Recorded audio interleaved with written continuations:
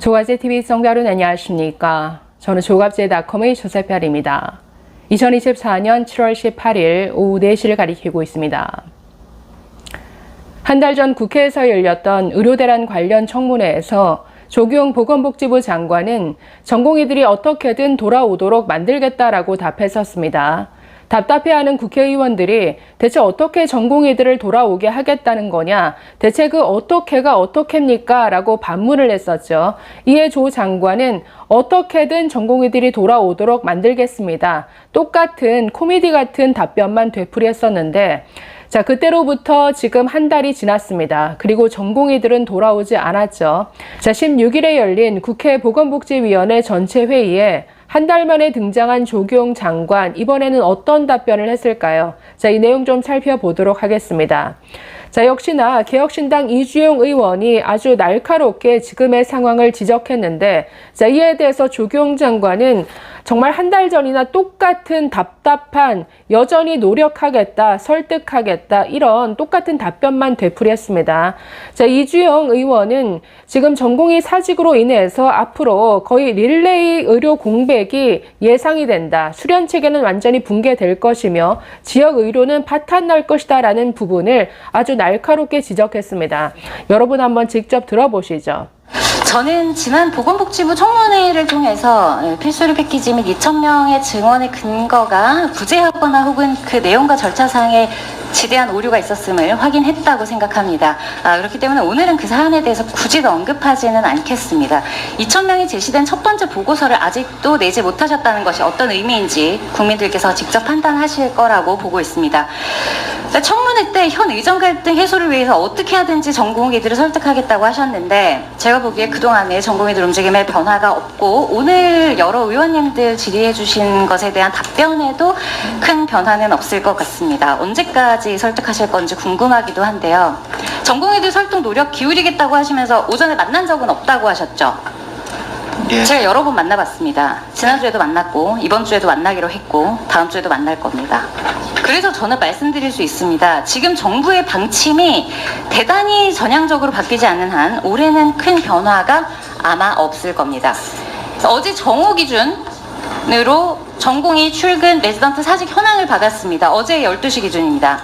전공의 전체의 8.4%만 복귀를 했습니다. 아마 제가 생각하기로 퇴국이 얼마 남지 않은 졸업연차거나 개인적인 사정이 있거나 소수 인기과 중심으로 복귀했을 걸로 보입니다. 9월 모집 때문에 그렇게 하셨다고 말씀하셨는데 9월 모집하는 순간 벌어질 일을 제가 알려드리겠습니다. 첫 번째, 정부 방향이 바뀔 가능성이 없다는 것이 1,000명 됩니다.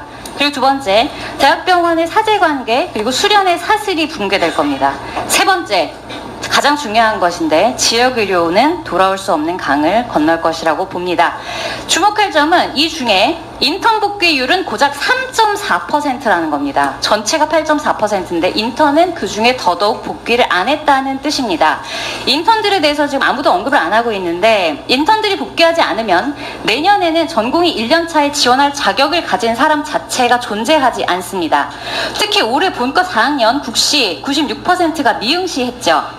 보건복지부는 이걸 지금 또 하나의 투쟁으로 보고 계신 것 같은데 이 학생들은 그냥 학생으로 생각하는 겁니다. 안 배웠으니까 시험은 당연히 못 치는 겁니다. 그건 휴학을 결정할 때 이미 정해진 수순이었고 그때부터 이걸 다 계산해서 정책을 짜줘야 된다고 생각을 합니다.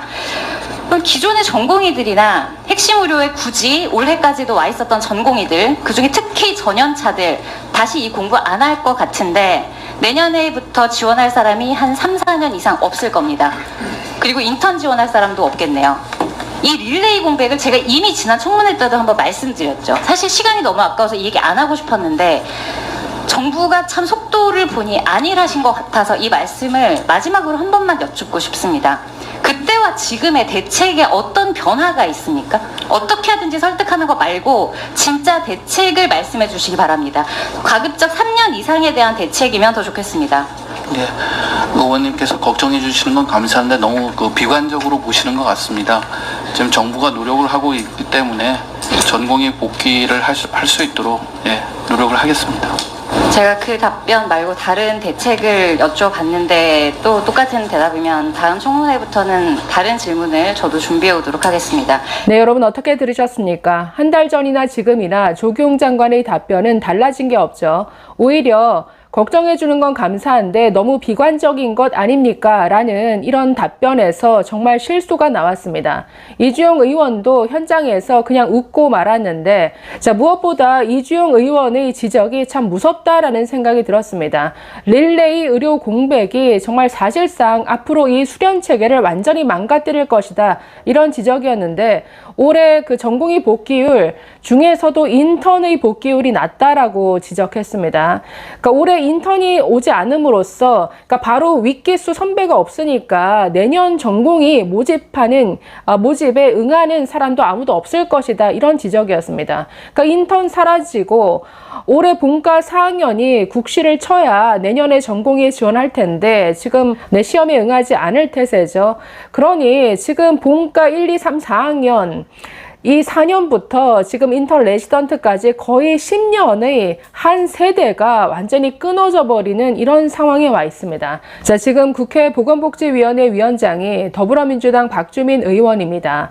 저는 박 의원을 별로 안 좋아하는데 요즘 조경 장관을 상대로 아주 빵빵 터트립니다. 이 조 장관의 답변을 듣고 있으면 본인도 답답한지, 자, 지난 청문회에서도 대책이 어떻게입니까? 대책이 뭐냐는 거예요. 이렇게 답답함을 토로했는데, 자, 이번에도 조경 장관의 답변을 들으면서 대체 의대 교육이고 뭐고 대책이 있는 것이냐라는 걸 이렇게 표현했습니다. 저는 이분 발언 들으면서 굉장히 웃었는데 한번 잠시 들어보실까요? 장관님, 제가 딸 나이가 하나 있어요. 근데 애가 체중이 좀 다른 일반 또래 아이들보다 좀 가볍습니다. 그래서 6kg 정도 더 찌워야 된대요. 그렇다고 해서 애한테 한꺼번에 6kg를 찌울 수 있습니까? 한꺼번에 밥을 많이 먹여서? 그거는 제가 보기에 안 될 거 같고요. 아마 아이가 먹을 수 있는 만큼 꾸준히 잘 먹게 해서 6kg를 불리는 게 일단 맞다고 생각합니다. 저희가 계속해서 지적하는 것 중에 한꺼번에 증원을 대폭 늘렸을 때 과연 교육이 제대로 될 수 있느냐 등등등, 수련이 제대로 될 수 있느냐, 또 증원을 할 경우에 그 증원된 사람들이 필수 의료 영역이나 지방에 갈 수 있느냐 등등등을 다 차분하게 좀 따져봐야 되는 것 아니냐라는 취지였습니다. 지금 보도에 따르면 의대생들의 경우에 최악의 경우에 집단으로 유급도 될 수 있다는 거지 않습니까? 그렇게 되면은 유급된 인원인 한 학년당 3,000명하고 내년의 경우에 4,500명, 1,500명이 늘어서 4,500명에서 합쳐서 7,500명을 교육해야 될 수도 있다. 1학년의 경우에는. 과연 교육이 됩니까? 이렇게 2배 정도씩 늘어나면? 우선 교육부에서 그 의대생들이 빨리 복귀를 할 수 있도록 탄력적인 가이드라인을 제시한 걸로 알고 있고요. 그런 사태가 일어나지 않도록 더 설득을 하고 더 돌아올 수 있도록 노력을 하겠습니다. 그러니까 장관님이 지금 하시는 얘기는 다 그거예요. 더 설득하겠다, 더 노력하겠다라는 말씀을 주시는 거죠. 자, 의대생들에게 수업에 복귀하라는 행정명령 같은 거 할 수 있습니까? 제도가 있어요? 그런 제도가? 없잖아요. 사실상 쓸 수 있는 수단이 없잖아요, 지금. 그 수단도 없는데 사단은 난 거예요, 지금. 답답하다는 말씀 좀 드리겠고, 그래서 이런 부분에 대해서도 노력하겠다, 설득하겠다, 이런 방법 말고 대책을 내놓으셔야 된다는 거예요. 정부잖아요. 네, 여러분 어떻게 들으셨습니까? 저도 저 비유를 들으면서 굉장히 웃었는데 급격한 의대 증원을 아이 몸무게 갑자기 늘리는 것에 비유했죠. 아니, 아이 몸무게를 갑자기 6kg씩 늘리겠다고 하루 3끼 밥 먹는 거를 뭐 6끼, 10끼 먹이면 그게 되겠습니까? 탈이 나는 것이죠. 오죽 답답하면 저런 비유까지 나왔을까라는 생각이 들었습니다. 자, 마지막으로 이주영 의원의 또 다른 지적 하나 또 들어보시죠.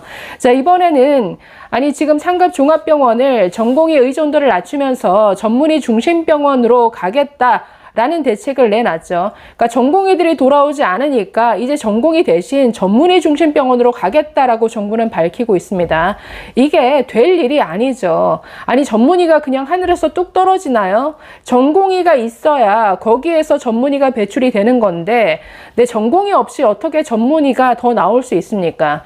게다가 상급 종합병원에서 지금 물론 비중이 높긴 하지만 만약에 상급 종합병원에서 전공의들의 어떤 수련을 줄인다? 아니 그러면 앞으로 의대생들 늘려놨는데 그 의대생들은 대체 어디서 이런 앞으로 선진 어떤 의료 기술을 어디서 습득해야 하는 것이죠. 그러니 지금 복지부가 내놓는 모든 대책들이 임시 방편이고 현실성이 없는 겁니다. 자, 이 부분에 대해서 이주영 의원이 아주 전문가적 식견에서 아주 날카롭게 그 문제점을 하나하나 지적했는데 마지막으로 한번 들어보도록 하겠습니다. 네, 조경 장관님께 여쭙겠습니다. 제가 대통령 직속 의료개혁 특위에서 지금 회의를 진행하고 계신 걸로 보이고 아직 의료계는 빠진 상태로 진행 중인 것 같은데 지금 제가 받은 보고서는 지속가능한 진료체계 확립을 위한 상급 종합병원 구조 전환 방향입니다. 여기 뭐 계획은 좋습니다. 전문의 중심병원이라는 말도 좋고 그런데 문제는 이게 되는가 그리고 부작용은 없는가 지금까지 모든 보건복지부가 다 계획과 말은 좋았거든요. 크게 문제가 두 영역에서 우리가 봐야 됩니다. 하나는 전문의가 꾸준히 배출되겠는가 그리고 그 전문의들이 그 대학병원에서 계속 일하겠는가의 문제가 하나가 있고요. 여기에 대해서는 아까 한지아 의원님께서도 보여주셨듯이 이미 대형 종합병원에서 전문의들의 이탈이 사실상 러쉬라고 표현해야 될 정도로 빠르게 이루어지고 있는데 뭐 일각에서는 이게 오직 돈 때문이라고 생각하시는 것 같은데 모든 사람이 이렇게 단 하나의 이유로 움직일 거다 뭐 그 정도의 현실 인식이라면 저는 이 의정 갈등은 절대 해결 안 될 거라고 봅니다. 그럼 지금 이탈하는 이유는 물론 돈도 있죠. 그런데 사실 돈의 격차는 예전의 대학병원과 개인병원의 격차가 훨씬 더 컸습니다. 지금은 오히려 적은 편이고요. 문제가 되는 건 오히려 삶의 질을 떨어뜨리는 당직이 안 돌아가는 문제 그리고 탁과와 함께 일해야 하는데 특히 응급의학과의 경우입니다. 지금 응급실로만 지원이 또 집중되는 이런 양상을 보이는데 응급실은 혼자 일할 수 있는 곳이 아니고 백그라운드가 없으면 진료가 사실상 거의 할 수 있는 게 없는 그런 곳이나 마찬가지입니다. 근데 이미 붕괴됐기 때문에 더 이상 할 수가 없어서 이탈하는 경우가 크고요. 그리고 응급이나 중증 환자를 볼 때는 리스크가 너무 크기 때문에 소송 위험이 높아집니다. 이런 모든 것들이 복합적으로 작용을 하기 때문에 이 모두를 이길 만큼의 보람이나 유인이 없는 겁니다. 그러면 이 전체를 손을 대야지 이게 외부에서 돈을 많이 버니까 거기를 깎을 거다 이런 식으로 비급여의 자율성을 훼손하는 순간 그럼 급여를 일방적으로 결정하는 현 시스템도 다시 아마 논의가 돼야 될 겁니다. 이건 헌재에서도 이미 여러 번 논의가 된 거죠. 그것보다 더 문제는 앞으로 좋은 의료의 도입이 멈출 거라는 겁니다. 그래서 저는 너무나 걱정이 되고 두 번째 문제는 전공의들을 비율을 줄이겠다고 하셨는데 전공의는 사실 더더욱 전문의가 있고 중증 의료를 많이 보는 곳에서 더 많이 트레이닝을 받아야 됩니다. 왜냐하면 전공의들이 그냥 지역의료, 공공의료 경험해보는 건 좋습니다. 다만 지금 현 트레이닝 시스템상 그것만으로 필수과 특히 중증, 응급을 보는 과는 수련이 사실상 거의 안 됩니다. 제가 이게 소아 수술하는 분과 현황을 받아봤는데 이게 2021년에 심평원에서 조사를 하셨습니다. 그런데 지금 이 중에서 제대로 돌아가고 있는 곳이 없어서 제가 소아 청소년 외과 의사회에 수기로 물어봤습니다. 지금 전국에 소아 정형외과 전문으로 보시는 분 16분 계십니다. 소아 신경외과 전문으로 보시는 분 8분입니다. 소아 흉부외과 16분, 소아 비뇨기과 전문으로 보시는 분 9분이었는데 이번에 한 분 사직하셔서 또 8분 됐다고 합니다. 이런 영역은 뭐 가수지망생 많이 뽑는다고 뭐 판소리 무형문화재 그냥 생기는 거 아니지 않겠습니까? 이런 영역은 전문의가 많고 중증, 외상, 응급 모두 보는 곳에서 꾸준히 트레이닝을 받고 경험을 쌓다가 거기에 본인이 투신하고자 하는 의지가 스스로 생겨야 가는 곳입니다. 정부가 지금 생각하는 우리나라 의료의 질의 가장 중요한 점이 뭔지 모르겠는데 물론 가성비도 중요하고 전반적인 의료 중요합니다만 미래 국가의 진짜 의료의 수준은 이런 부분이 결정할 수밖에 없는 부분이 있습니다. 그래서 필수 의료 패키지 하시면서 이제 수가 이야기도 많이 하셨는데 수가 이번에 7월 2일에 조경 장관님 주재로 소아태아 고난도 의료행위 보상 강화 추진하셨습니다. 이 자료 알고 계시죠? 그래서 태아 수술 많이 올려주셨더라고요. 그래서 태아 치료 5개 행위 올려주시고 지금 중앙재난안전대책본부에서 발표하셨는데 이번에 올린 수가에 해당하는 시술들 전국에 몇 개 하는지 아십니까? 제가 이거 따로 조사해봤는데 우리나라 전체에서 80% 정도 하는 병원에서 1년에 10개에서 15개 정도 합니다.